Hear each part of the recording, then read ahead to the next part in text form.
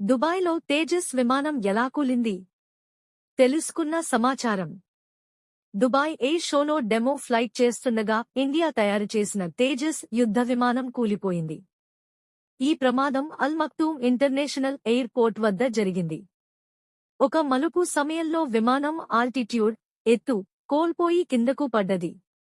Pilot wing commander Naman సయాల్ మరణించారు.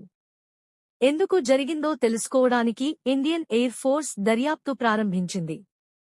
UAE రక్షణ శాఖ కూడా ప్రమాదం జరిగినట్టు ధృవీకరించింది. ప్రమాదానికి కారణాలు ఏమై ఉండొచ్చు? అధికారికంగా ఇంకా ఖరారు కాలేదు. నిపుణుల అభిప్రాయాలు: 1 ఎయిర్ షో మాన్యువర్లో తప్పిదం. నెగటివ్ మలుపు లేదా రోల్ చేస్తూ తక్కువ ఎత్తు కారణంగా కంట్రోల్ తిరిగి పొందలేకపోయారని నిపుణులు అంటున్నారు. 2 పైలట్కు ఫోర్స్ బ్లాక్ అవుట్ అవకాశం.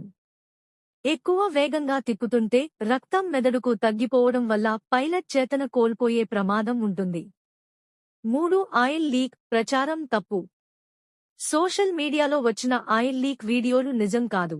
అది కండెన్స్ అయిన నీరు బయటకు వేయడం సాధారణ నిర్వహణ అని స్పష్టం చేశారు.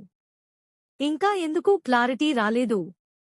బ్లాక్ బాక్స్ డేటా ఇంకా విచారణలో ఉంది. గట్టి నిర్ణయం రావడానికి సాంకేతిక విశ్లేషణ కావాలి. పైలట్ తప్పిదమా? యంత్రమా? వాతావరణమా? ఖచ్చితంగా చెప్పలేని దశలో ఉంది.